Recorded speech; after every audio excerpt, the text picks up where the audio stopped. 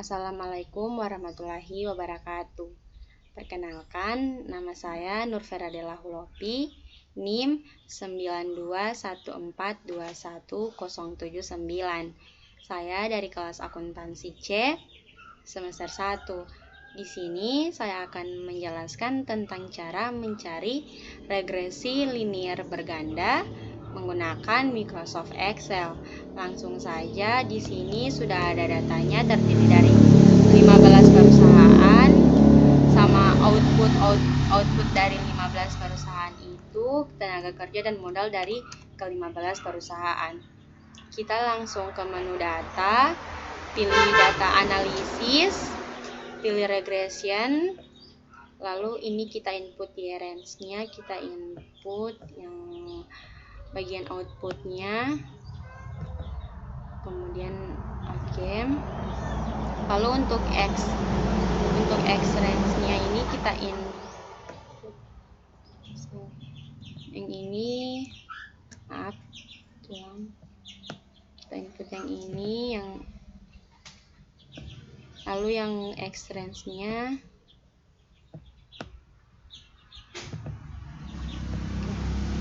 lalu ini label dan confidence levelnya dicentang, kita pilih output range-nya dan kita input, kita mau taruh di mana hasilnya, ini pilih sel 21B. Untuk residualnya kita centang semua saja tempat-tempatnya. Lalu untuk normal probability dicentang saja. Oke, ini sudah ada. Kemudian kita akan mencari, pertama kita akan mencari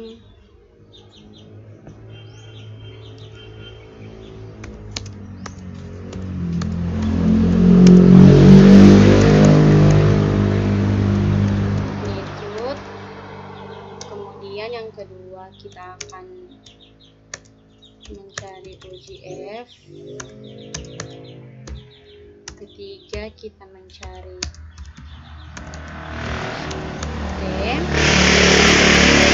keempat kita mencari koefisien determinasi.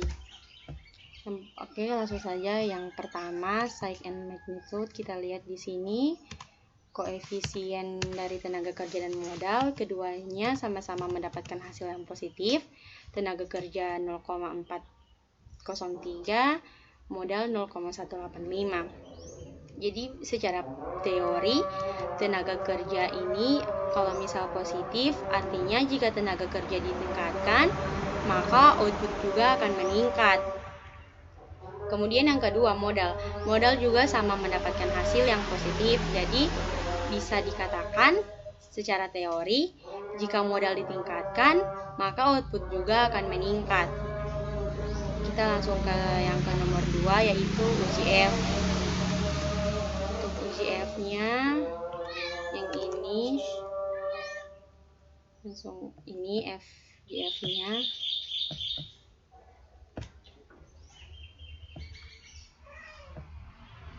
Kemudian ini signifikansinya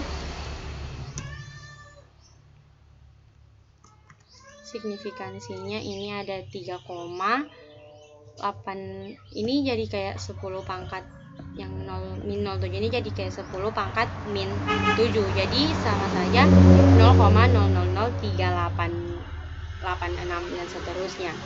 Jadi ini bisa dikatakan sangat jauh dari angka 5%. Jadi jika jauh dari 5%, maka tenaga kerja dan modal sangat berpengaruh signifikan, bukan sangat tapi berpengaruh signifikan terhadap output. Oke, langsung yang ketiga, yaitu UJT. Untuk UJT kita lihat di sini hasil hitungnya. Ini hasil hitungnya dan ini p-value-nya. Untuk hasil PVL tenaga kerja hasilnya 0,000263. Ini sangat jauh dari angka 5%, di bawah 5% maksudnya. Jadi ini bisa dikatakan secara parsial tenaga kerja berpengaruh signifikan terhadap output. Yang untuk modal hasilnya 0,086. Jadi bisa, kalau misal dipersenkan, ini bisa di atas 5%. Jadi secara parsial modal tidak berpengaruh signifikan terhadap output. Kemudian yang terakhir koefisien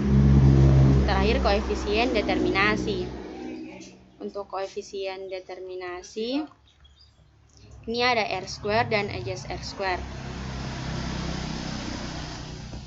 Ini ada R² dan adjust R². Jadi ini hasil R²-nya 0,9145. Bisa dipersenkan jadi 91,45%. 1,45%. Lalu jadi bisa dibilang bahwa variasi tenaga kerja dan modal itu berpengaruh sebanyak 91,45% terhadap output, atau tidak, tenaga kerja dan modal itu pengaruhnya 91,45% terhadap output.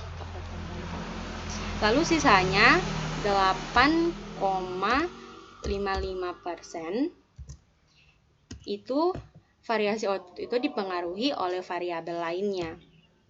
Oke, sudah cukup sekian penjelasan dari saya. Apabila ada yang kurang, saya mohon maaf. Wassalamualaikum warahmatullahi wabarakatuh.